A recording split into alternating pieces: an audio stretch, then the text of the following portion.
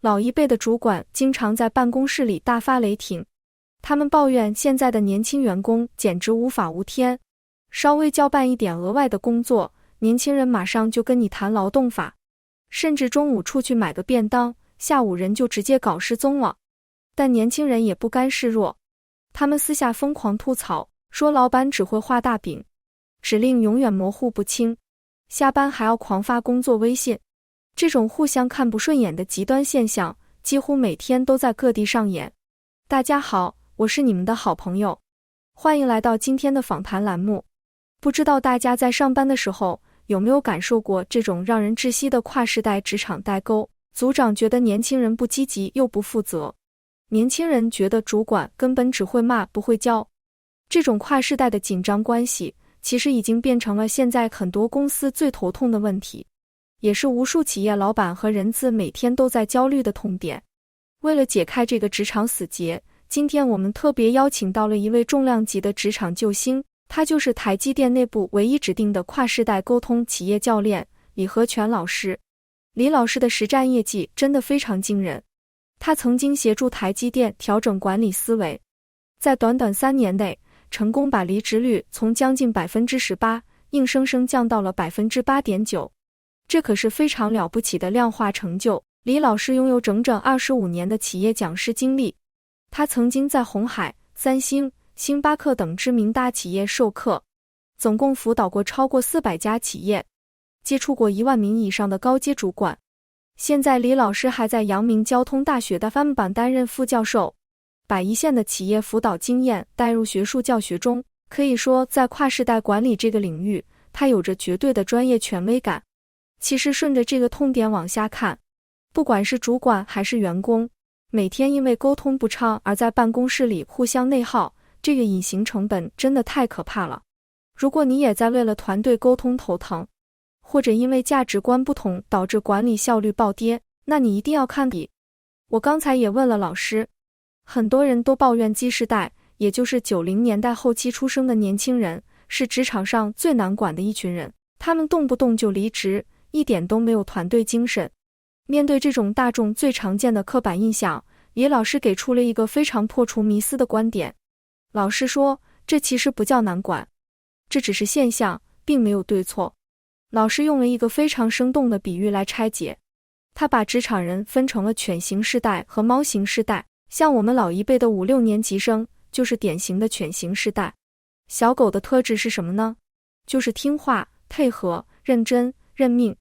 老板丢个飞盘出去，小狗就会拼命捡回来，就算跑得气喘吁吁，也绝对不会抱怨半句。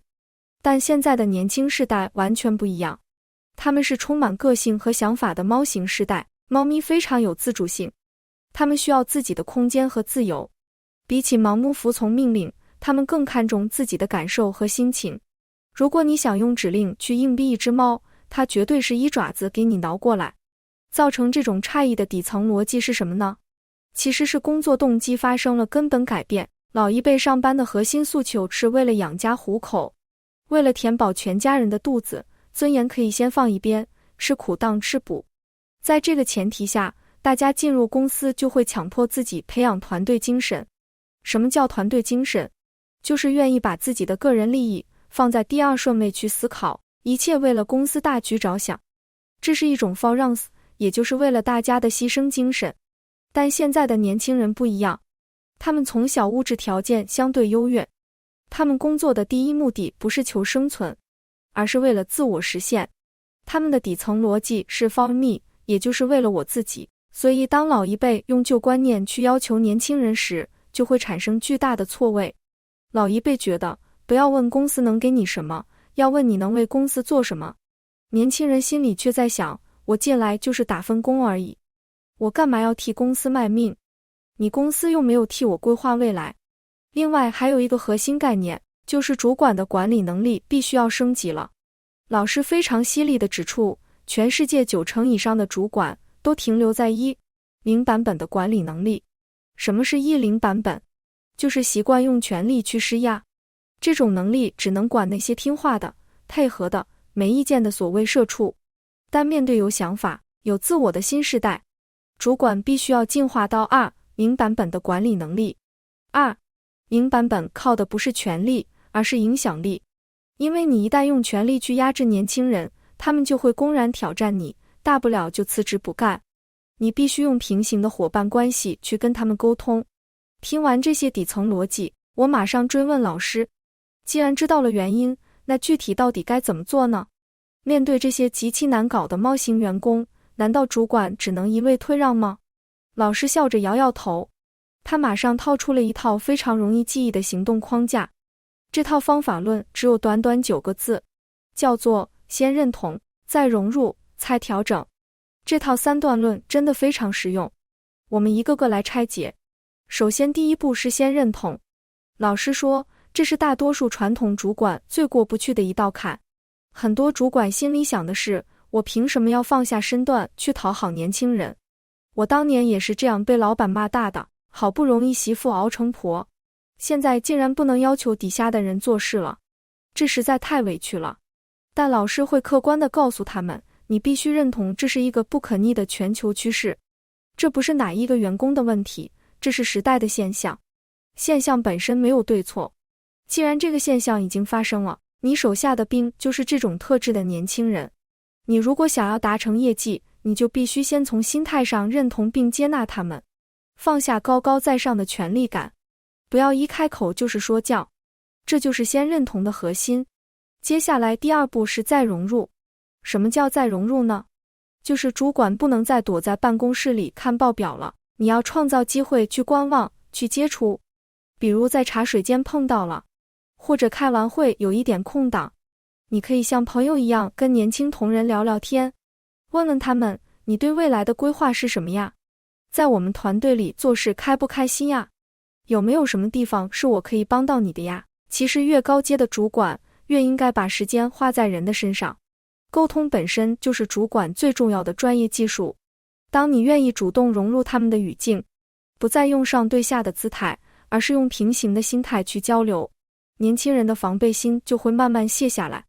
最后第3步才是再调整。当我们跟年轻人建立了信任，也了解了他们觉得哪些工作快乐，哪些工作痛苦之后，我们就可以开始做精细化的调整。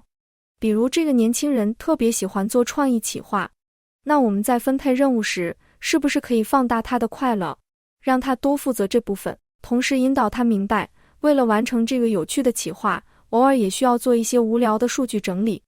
这样一来，他不仅更愿意配合，还能在工作中获得成长，让他觉得留在公司是能实现自我价值的，这样就达到了一种双赢的状态。聊到这里，我觉得这套3段论真的太落地了。我又把话题拉回了刚才提到的线上课程。我很好奇地问老师，在这个课程里还有哪些更系统的干货呢？老师顺势跟我们深化了课程的内容结构。他说这堂课主要分成了5个核心模块，也就是职场管理中最常听到的选育用留。但老师在前面加了一个识才，变成了识才、选才、育才、用才和留才这5大模块。为什么要这样设计呢？老师解释说，以前的人力资源思维都是建立在人求事的基础上，公司是老大，求职者排着队等面试。但现在时代变了，现在是事求人。很多企业总是抱怨发了 offer 年轻人却不来报到，其实真相是，不是年轻人不来，而是你的公司被年轻人刷掉了。面试早就变成了一场双向奔赴，就像谈恋爱一样，主管不能再居高临下地审问候选人，你要懂得在这个过程中招揽人才，你要拿出能吸引对方的条件。所以这5大模块完全是用20的新观点来重新解构的，从如何重新定义对的人，到面试时如何展现公司诚意，再到新人进来后，不要用老套的规章制度去压迫他们，而是用他们喜欢的方式去培育。接着是在使用人才时给予空间，最后是用持续成长的愿景把他们留下来。这5大模块环环相扣，能非常系统地帮助企业主管更新管理大脑，彻底解决世代冲突的痛点。节目的最后，老师给出了一段非常走心的建议。其实整场访谈下来，老师从来没有偏袒过任何一方，他既懂老一辈的委屈，也懂年轻人的追求。老师说，他现在的目标不是单方面支持哪一边，而是希望双方能找到一个融合的交集点。老一辈的牺牲奉献撑起了过去的经济奇迹，这很伟大。但年轻人的自我意识觉醒也是社会进步的标志。这个世界本来就是快速前进的，如果有 50% 的旧产业因为年轻人不愿意去而消失，那也一定会因为年轻人的新想法诞生 50% 的新产业。所以对于老一辈掌权者来说，世界变了，学会包容和改变心态是唯一的出路。而对于年轻人来说，如果你选择进入传统企业，你也要试着理解大人们的难处，学会跟他们进行良性互动。工作虽然是为了自我实现，但如果我们能放下一点成见，多一点换位思考，绝对能在这个过程中找到属于双方的成就感，创造出超越对立格局的完美双赢。今天真的非常感谢李和全老师带来的精彩分享，这期节目干货实在太多了，相信不管是正在带团队的主管，还是正在职场中摸爬滚打的年轻人，听完都会有很深的启发。那么今天的访谈就先到这里告一段落了。如果你喜欢今天的节目内容，觉得对你有帮助，请一定要记得点赞、订阅我们的频道。也欢迎把这期节目分享给你的同事或者老板看一看。如果你对职场沟通术有更浓厚的兴趣，想要系统性的提升自己的管理和沟通能力，一定要持续关注我。我们下一期节目再见喽，大家拜拜。